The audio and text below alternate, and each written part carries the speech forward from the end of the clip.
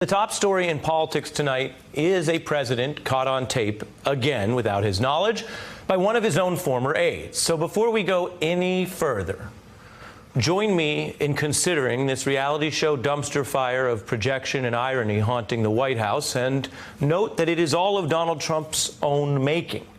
And when it comes to secret tapes, Donald Trump seems to keep getting himself on the wrong end of them.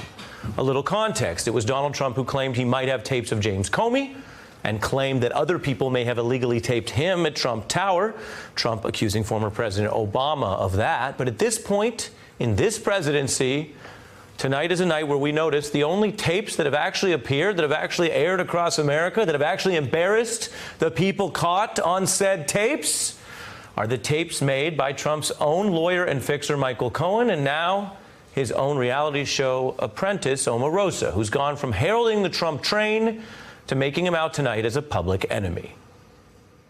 When I say Trump train, I want you to say choo-choo. Y'all ready? Trump train! Trump train! Trump train! Those were the days. Tonight, the story is new reports coming off of Omarosa's book rollout tour that Ivanka Trump and Jared Kushner were also caught on her tapes. An exchange that does sound fairly innocuous, the couple wishing her the best and asserting they didn't know that she was being fired at the time. And also, I should note in fairness, not all these tapes are bad for the White House. Omarosa's breach of protocol to bring a recording device into the Situation Room has drawn her far more criticism than her apparent target, Chief of Staff John Kelly, who, according to government rules, was within his rights to expect a private conversation there and to negotiate her departure since he was chief of staff. There's also a new tape excerpt obtained by NBC News revealing Omarosa also had some phone access to President Trump. It features him claiming he had no idea she was being let go. Omarosa, what's going on? I just saw on the news that you're thinking about leaving. What happened? General Kelly came to me and said that you guys wanted me to leave. No, nobody even told me about it. Nobody. Wow. You know, they run a big operation, but I didn't know it. I didn't know that. Yeah. God damn it. I don't love you leaving at all. That excerpt is obviously open to interpretation. Donald Trump could be telling the truth, and he was out of the loop about her removal, which in itself may not mean much if she already had a limited role. The president's not involved in every personnel decision, even in a normal, non-reality show White House. Trump also could have been lying to get through a somewhat difficult phone call. Omarosa arguing today that Trump is prepped to lie to the American people on the daily. So if the comms team prepped the president to lie to Lester Holt, They prep him to lie every day. did you ever ask the question, why are we lying? All the time. And the answer was? This is how they do it. This is the Trump administration at its best. This is how we do it. A little Montel Jordan there. Now, Donald Trump is hitting back at his former apprentice aide by giving her a new nickname on Twitter and demeaning her with this brief exchange. Mr. President, do you feel betrayed by Omarosa, sir? Back out the way! Lowlife. She's a lowlife. This is not another plot twist. This is not a cliffhanger. This is another step in the inexorable march of a reality show presidency that is not so much staffed as it is cast, that is not so much planned as it is scripted, and that in the end is not driven by debate, which assumes people actually holding beliefs beyond their own self-interest and self-promotion. This isn't a debate tonight. This is just more content, which is why the self-made characters look so at ease in situations that most people would find uncomfortable and undesirable. But we know this is their desire. This is what they want, as we've known about many of Trump's flamboyant aides for some time. Some of them want to use you, but some of them want to get used by you. Joining me now, we have Michael Hirschorn, who created the very concept of celebrity reality TV at VH1 with hits like Flavor of Love, I Love the 80s, Celebrity Rehab. He is a critic of importing that style to governance. Political analyst Rich Benjamin, the author of Whytopia, and New York Times editorial board member Mara Gay. Thanks to all of you for this very important discussion. I don't know. What do you think? I actually think you're spot on. I don't think that this is a different story. I think that this is what we call in journalism more color for the same story that's already being written about the Trump White House, which is that despite promising Americans that he was going to hire the best people, actually President Trump has shown that the people who are in the White House are people you wouldn't even necessarily want to be at your dinner table because you can't trust them. Because of the lack of respect that they bring to the office and to the American people. And it was one of those days for me where I said, imagine if Barack Obama had done this. The double standard, not just for the first black president compared to President Trump, but also, quite frankly, at this point, for Republicans and the latitude that they are sometimes given. You think America would be less patient with Barack Obama making all these hiring and firing decisions? Oh, well, I'll leave it to the imagination. But I mean, I think when you look at the quote-unquote scandals during his administration, Barack Obama's, the wearing of a tan suit, we are so far beyond that at this point. And I think it's very clear that race is part of that, but also just this general disintegration of our politics into this reality carnival. It makes me sad.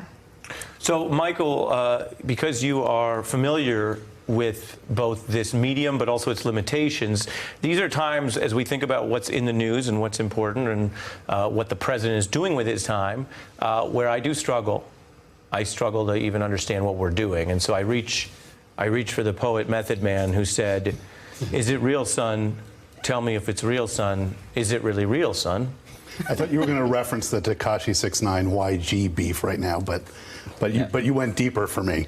I think it's unbearably sad and it's unbearably tragic, and my concern actually expands to the coverage that is given to this issue. You know, they are very successful, both Omarosa and the president, at controlling attention, and they're controlling attention, and Omarosa is going to keep controlling attention. But this is negative attention for Donald Trump. I understand that point, and I'm willing to debate it with you. This is very negative attention for him on soft spot issues for him from someone who he has told Trump supporters is credible and positive previously.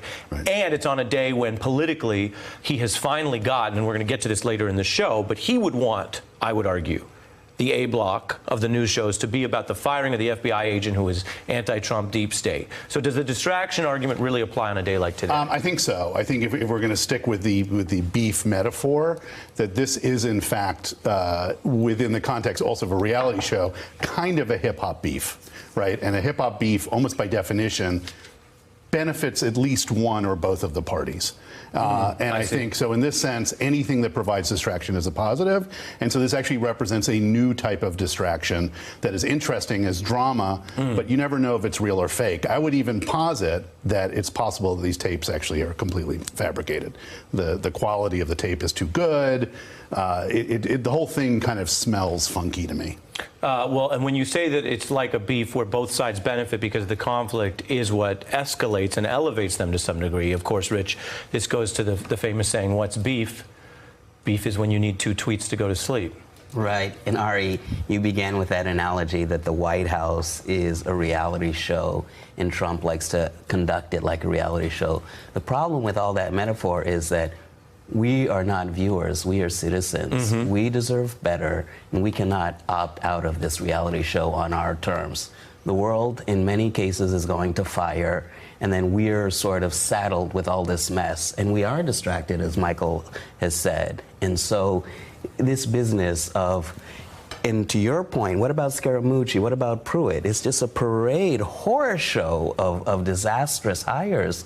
And some are in the vein of reality show, and some are just sheer incompetence. So distinguishing between incompetence and reality TV is becoming more difficult. Well, and let me say, Michael, watch then to your point, the idea that this is a constructed beef for their benefit as drama. Here was Donald Trump and Omarosa on their failed reality TV dating show.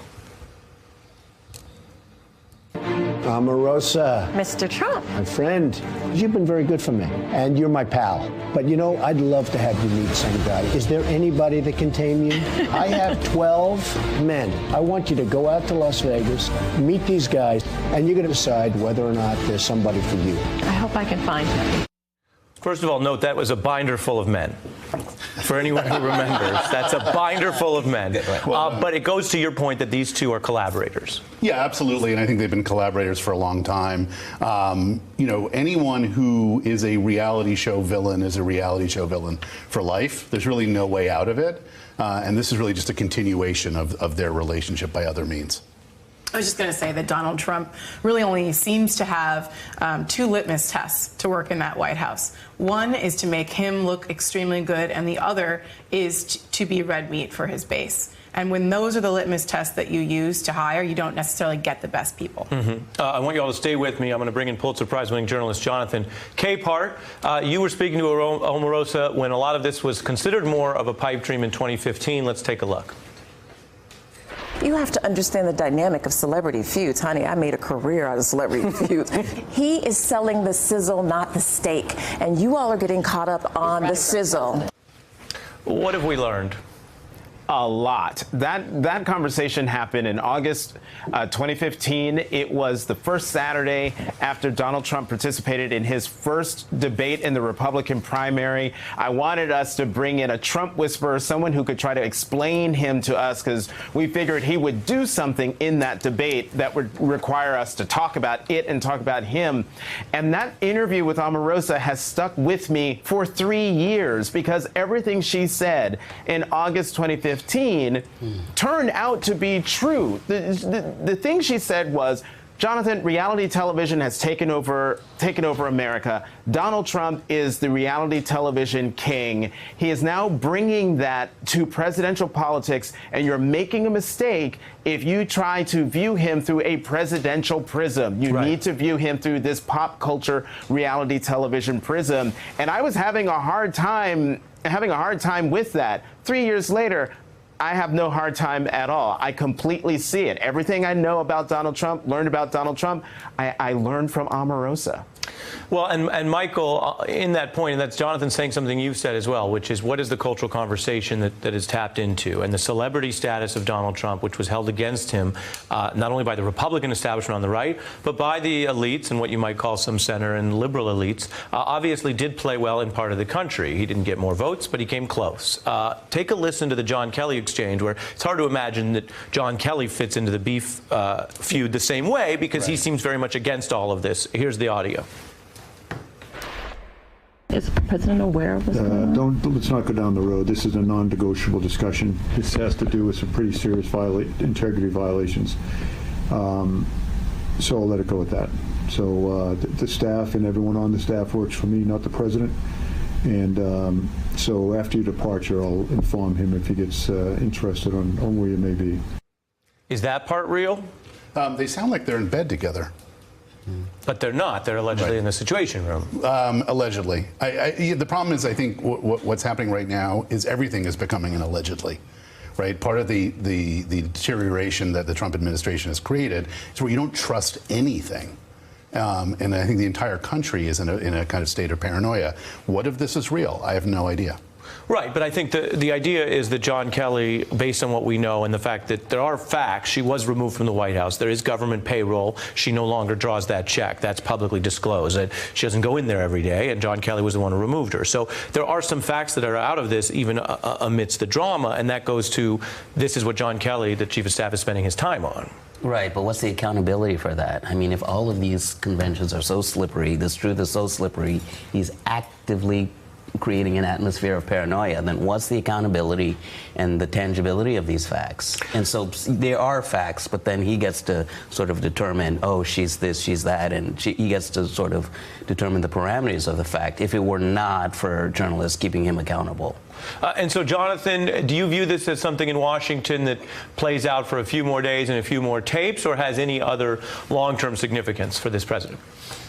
Well, I think we are now in Omarosa's hands. She initially said, "I've got tapes." The initial reaction in Washington was, "Oh, sure you do." Then on Meet the Press yesterday, she drops a tape that you just played, and we hear that it's not only the chief of staff, but it's in the Situation Room. She upped the ante this morning on the Today Show with a tape of a conversation that she had with President Trump, saying that she had just been fired. Now there's reports that she's got recordings of Jared and Ivanka. She could keep this going. Omarosa could keep this going for however long she had and however many tapes she has. I think it then requires us in the press to determine whether we've had enough. Hey, I'm Ari Melber from MSNBC. You can see more of our videos right here, or better yet, subscribe to our YouTube channel below. You could have been anywhere in the world, but you're here with us, and we appreciate that.